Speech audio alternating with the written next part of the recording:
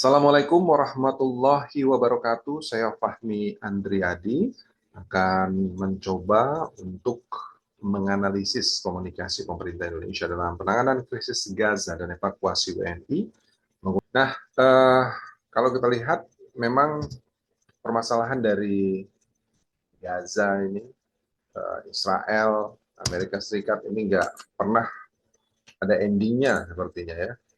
uh, Latar belakangnya adalah konflik Gaza mungkin yang telah menjadi perhatian internasional yang mendalam tentunya dan memicu respon dari berbagai negara di seluruh dunia. Indonesia juga secara historis memang memiliki dukungan kuat terhadap Palestina dan tercermin dalam kebijakan luar negeri dan solidaritas rakyat Indonesia itu sendiri. Dan kasus pembebasan WNI relawan Gaza ini menjadi fokus utama tentunya komunikasi pemerintah Indonesia untuk menunjukkan komitmen negara dalam melindungi warga negaranya di tengah situasi krisis internasional tentunya yang cukup kompleks sekali. Kalau kita lihat dari rumusan masalah sendiri, penelitian ini bertujuan untuk menganalisis strategi komunikasi pemerintah Indonesia dalam menangani krisis Gaza dan evakuasi WNI dengan menggunakan pendekatan political public relation and strategic framing. Kirk Halahan dan penelitian ini juga mengeksplorasi efektivitas pesan yang disampaikan serta dampaknya terhadap persepsi publik dan media juga. Nah, implikasinya juga nanti akan menjadi seperti apa. Nah, kalau kita lihat dari konsep political public relation itu sendiri, uh, yang artinya adalah strategi komunikasi yang digunakan pemerintah untuk membangun hubungan dengan publik, membentuk opini, dan memperoleh dukungan terhadap kebijakan. Dalam konteks krisis Gaza ini, kita melihat pendekatan ini menjadi kunci dalam mengelola persepsi publik ya, terhadap tindakan pemerintah Indonesia. Di sini kalau kita lihat gambaran ada strategi membangun citra positif dulu, legitimasi politik dan kepercayaan masyarakat mulai tumbuh, terus juga ada dukungan publik sebagai tujuan utama dan teknik komunikasi krisis yang efektif. Kemarin eh, kita tahu yang menjadi akar masalah juga adalah Indonesia tidak memiliki kerjasama bilateral gitu ya bersama dengan eh, Israel. Jadi ini menjadi salah satu bisa dikatakan yang memberatkan juga untuk adanya negosiasi terhadap 9 WNI kita yang ditahan oleh Israel itu sendiri. Dan kalau kita melihat dalam konteks kasus Gaza, pemerintah Indonesia tidak hanya menjalankan diplomasi luar negeri, tapi juga berusaha untuk membangun kepercayaan masyarakat bahwa negara benar-benar bertanggung jawab terhadap keselamatan WNI kita. Dan diterangkan juga bahwa komunikasi politik modern sangat bergantung tentunya pada media.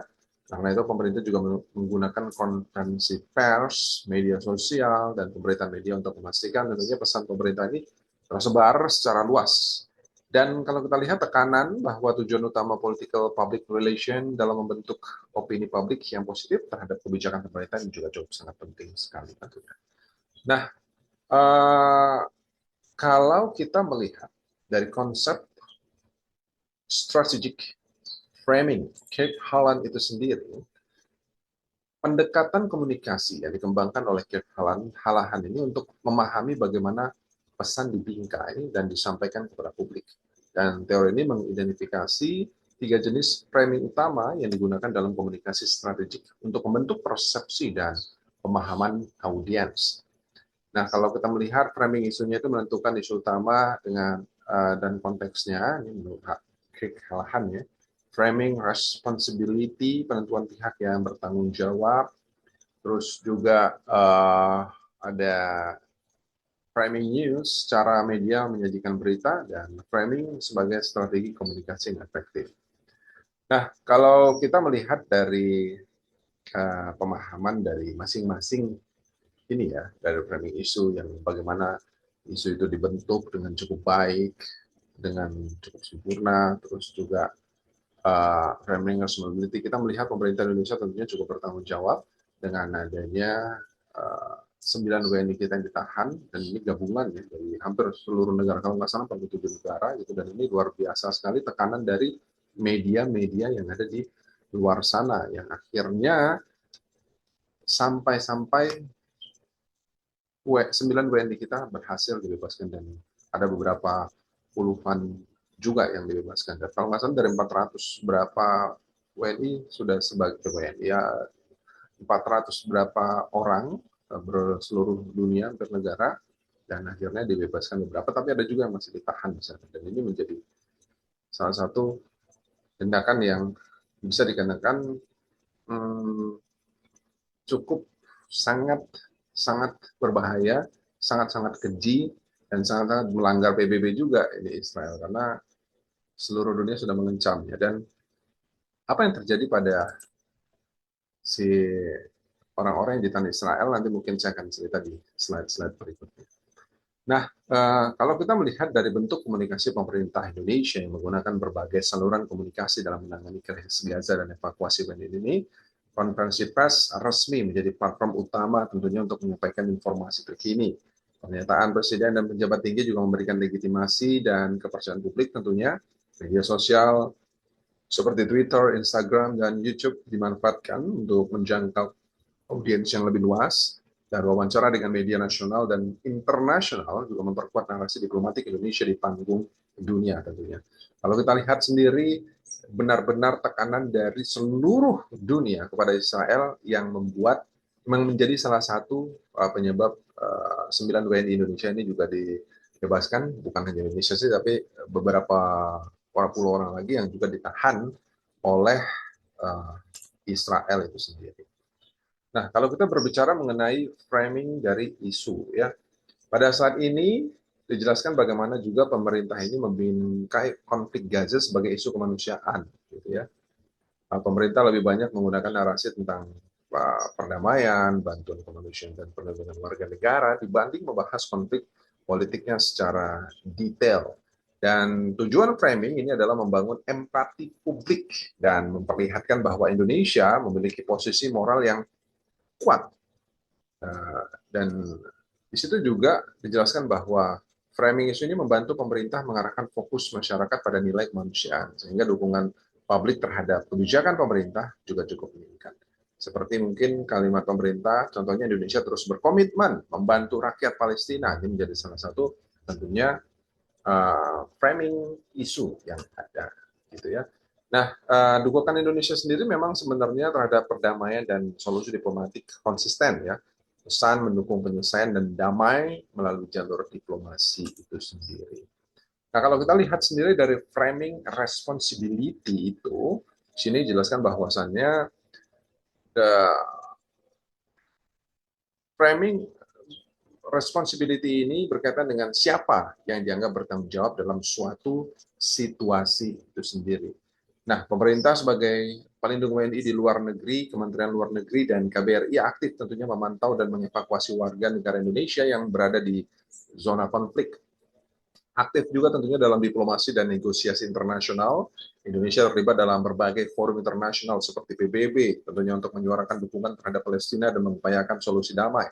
Meskipun tekanan dari PBB sepertinya tidak cukup kuat gitu, sampai ada orang banyak bertanya nih, PBB fungsinya untuk apa? Genosida masih terus ada di Gaza tapi tidak berperan cukup efektif gitu, apa dibubarkan saja gitu ya. Nah, yang pasti framing ini tentunya cukup penting karena dapat meningkatkan legitimasi pemerintah dan membangun tentunya rasa percaya masyarakat. Dan kita tahu bahwa masyarakat melihat pemerintah bekerja secara aktif, maka potensi kritik tentunya pasti akan bisa dapat berkurang. Kalau kita melihat dari framing news sendiri, ya, analisis berita media terhadap tindakan pemerintah Indonesia ini fokus pada diplomasi Indonesia di PBB dan forum internasional, terus sorotan pembebasan WNI relawan Gaza sebagai keberhasilan diplomasi, penekanan pernyataan pejabat pemerintah dan respon cepat, liputan positif tentang koordinasi evakuasi WNI. Nah, pemerintah sebenarnya memanfaatkan media ini untuk menyebarkan pesan resmi agar informasi yang diterima masyarakat lebih terarah tentunya. Banyak juga media menyoroti keberhasilan diplomasi Indonesia dan proses pembebasan WNI, dan hal ini membantu tentunya membentuk opini publik bahwa pemerintah bekerja secara aktif. Namun juga bahwa media ini tetap memiliki sudut pandang masing-masing ya. Ada media yang mendukung framing pemerintah, tetapi ada juga sebenarnya yang memberikan kritik ya. Dan tekanan bahwa framing berita dapat mempengaruhi apa yang dianggap penting oleh masyarakat. Di analisis politika public relation itu sendiri, bahwasannya di sini menjelaskan strategi komunikasi pemerintah dalam kasus ini termasuk bentuk krisis komunikasi atau komunikasi krisis ya. Dan pemerintah juga berusaha tentunya untuk menjaga stabilitas informasi dan membangun keyakinan publik bahwa situasi sedang ditangani dengan baik-baik saja gitu. Dan selain itu, komunikasi pemerintah juga berkaitan dengan nation branding tentunya yang membangun citra Indonesia sebagai negara yang peduli terhadap kemanusiaan dan aktif dalam diplomasi internasional. Dan media relation menjadi penting karena pemerintah membutuhkan media untuk memperluas jangkauan pesan kepada masyarakat pastinya. Dan tekanan bahwa political public relation bukan hanya soal pencitraan, tetapi juga tentang membangun legitimasi dan dukungan publik itu sendiri. Kita bisa lihat dari jajaran gambar yang ada di sini. Berikutnya ada respon publik dan juga media. Nah, ini yang sangat tentunya berpengaruh ya.